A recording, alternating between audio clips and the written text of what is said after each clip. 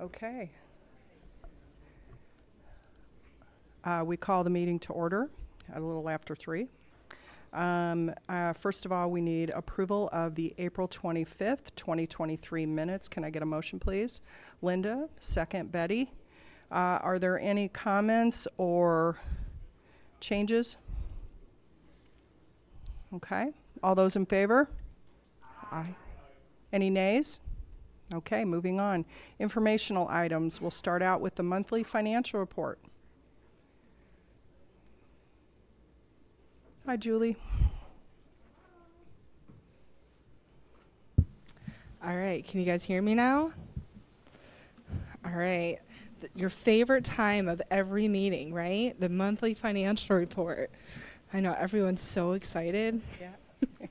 All right, what we have before you is February, so we're in month 2, so we're still kind of early on in the year, so there's not a whole lot to report. So we took this time to do little changes for you guys. I don't know if anyone who read the report have noticed it. Hopefully it was to your liking. So we have simplified the memo a little bit, so it's a lot less wordy. And for those of you who are really excited about learning, all the information I would try and digest in a Reader's Digest version is still on IML, so that information is still present. I'm just not regurgitating it for you. So the IML revenue update, the latest one is the February Review Magazine, and they do that, I think, about 3 times a year they'll update that. So the next time they have a new update, I can let the committee know, and then you'll know to go and review that and reading to your pleasure. So outside of the memo, what we added was 2 new schedules. So the first schedule, and it should be similar to what you guys have seen in the budget book, and it is in the all funds by revenue source, and then all funds by expenditure. So not only do we break down it for general fund, but then you can see it for the all funds and kind of get a big picture. One thing to keep in mind is in the report we mentioned that property taxes don't come until June, so that's just something to kind of keep in mind. If there's anything that starts to stick out or is outside of the normal pattern, then we'll also bring that to your attention. But anything that I looked over prior to coming today was within what is to be expected for February. The other report that we added in, it's really just a magnifying glass, so to speak, on what was already presented, but then it's a much bigger presentation of the changes in fund balance. So it's still on that second report, we just kind of pull it up so it's not so tiny, and it's a little bit maybe more information if you guys just want to see a snapshot view. Trying to think if there's anything else. Just as a precursor to next month, there is a couple of funds in our annual financial report that we change for various reasons. So we will be bringing forth a couple resolutions to change some of the budgets. So those will eventually flow through the financials. Other than that, I don't have any more that I prepared for you today. If you have any questions, I'm happy to answer them. Any questions? Okay. Thank you. Thank you. Okay, we're at Headington Oaks.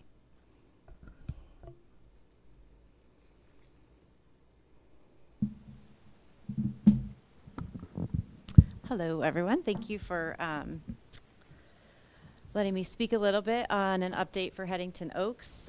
We have received, the packet in front of you has our March month-end accounts receivable in it. The significant change is our hospice account.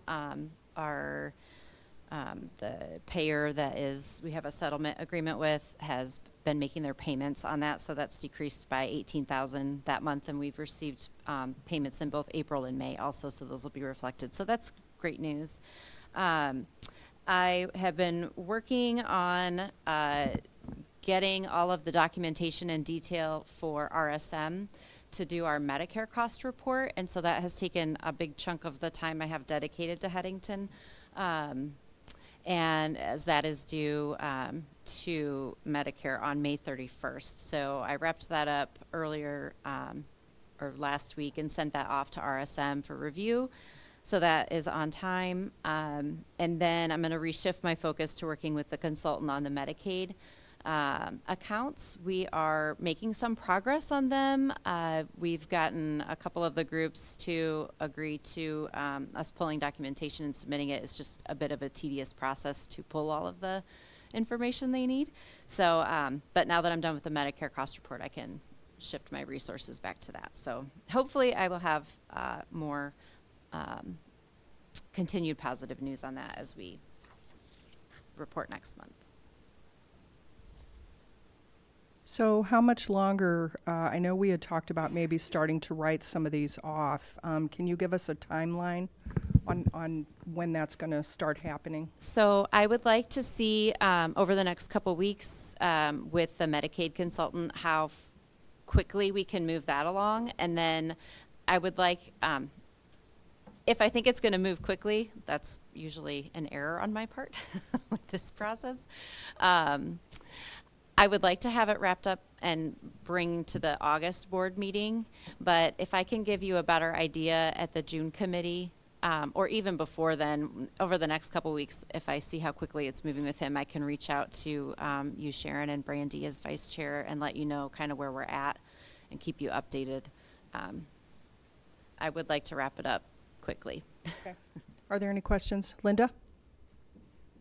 I know we're paying the Medicaid consultant, and how much have we paid for that service versus how much we've collected?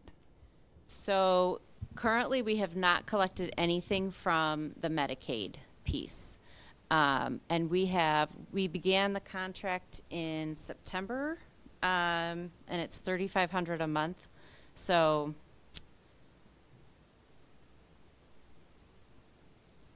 about just under $30,000 right now. I know one of the groups that we have, they have about $40,000 in the first small set of claims that they are having me look through. There's like 11 claims worth about $40,000, and they have told the consultant that if we have everything submitted to them and everything checks out, that they would pay that and give us a next batch. So that's kind of what I'm working toward, is to at least break even on what we've spent to the consultant to date. But I think, I mean, from what he understands or what he's been telling me, he expects to get more. And he's been in the direct conversations with the groups that we're working with. So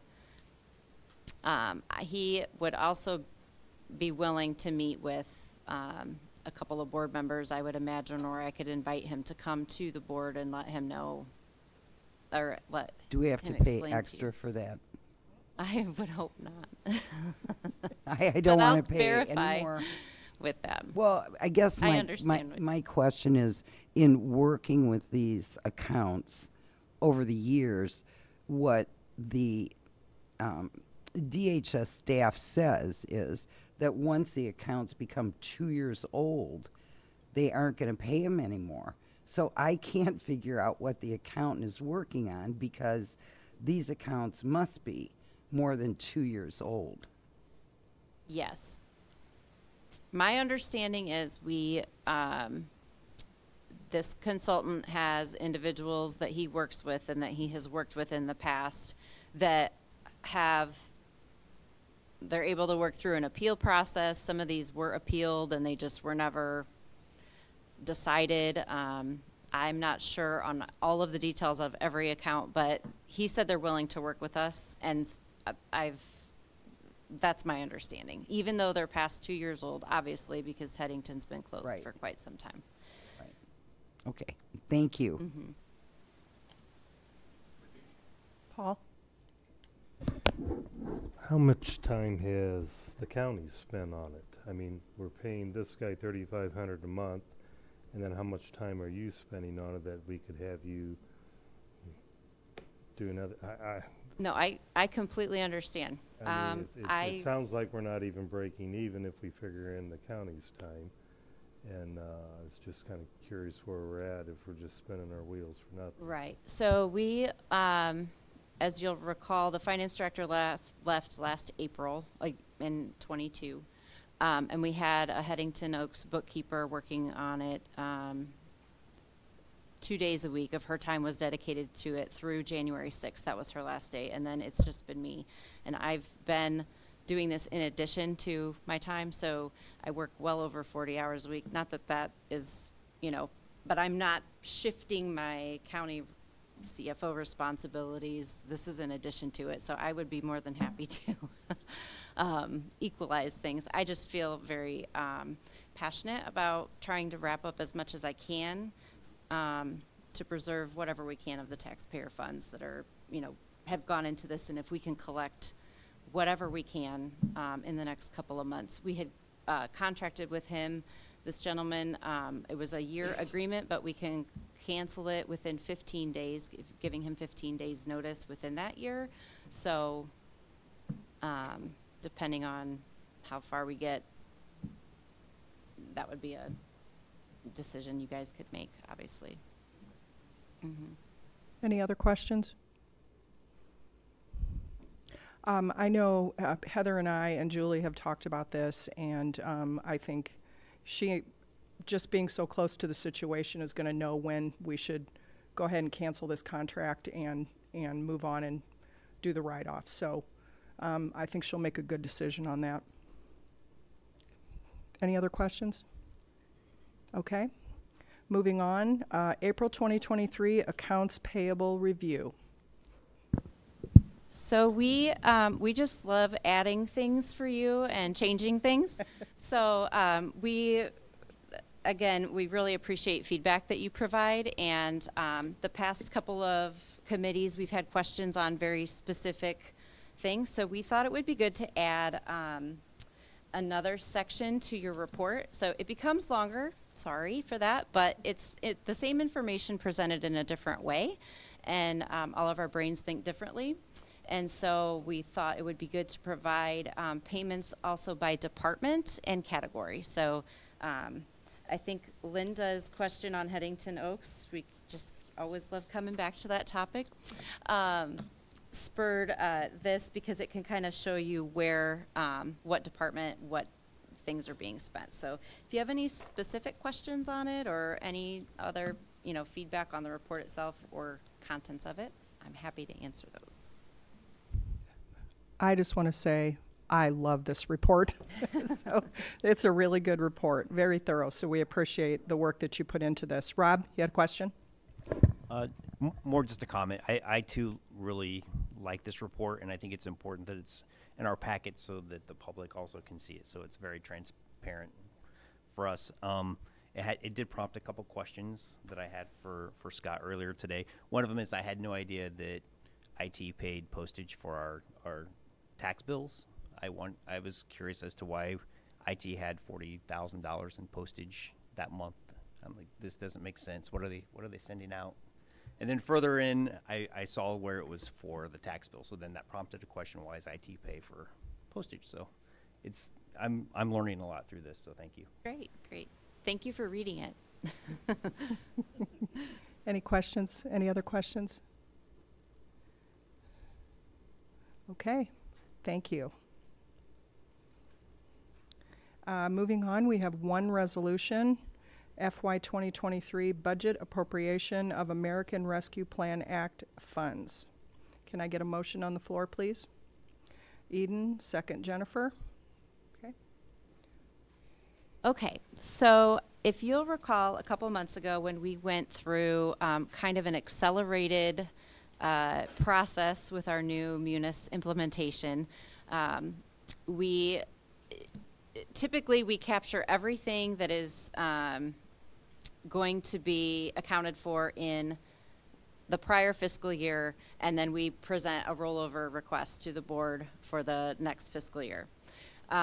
We had to accelerate that because of how Munis is implemented, and we had mentioned there may be some shifting around of things that may happen, and this is one of those shifting around of things. So we have $235,937.09, very specific number, in funds that we need to request be appropriated to have in the fiscal 23 budget that were accounted for in the 22 budget but not rolled forward, because during our audit work we recognized some of these different expenditures in the ARPA account had to be recognized in different fiscal years.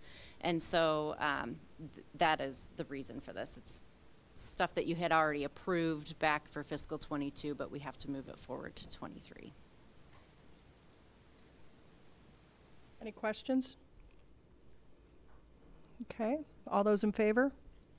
Aye. Any nays? Thank you. Okay. We are at public comment. Do we have any public comment? Miscellaneous? Okay, we'll be adjourned. Oh, sorry, Steve, go ahead. Yep, thank you, Madam Chairman. Miscellaneous, maybe you could give us an update on the timing of the Sickich external audit and how it's going. Typically mid-year, right, we get a report out. I don't know if you have anything you can speak to that at this point. Heather?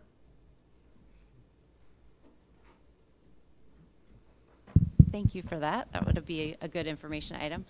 So we are, the team, Julie and Shelby, were really invaluable in pulling the audit together this year on a incredibly short staff and timeline. We submitted the draft ACFR report last week, I believe. So Sickich is reviewing that now. We'll get the MD&A and the transmittal letter out in the next couple of weeks to them.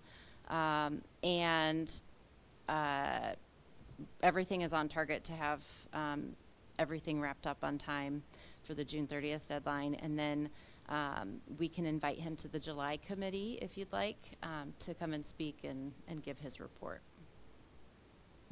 Anything? Okay. Yeah, Steve, thank you for asking that. Any other miscellaneous?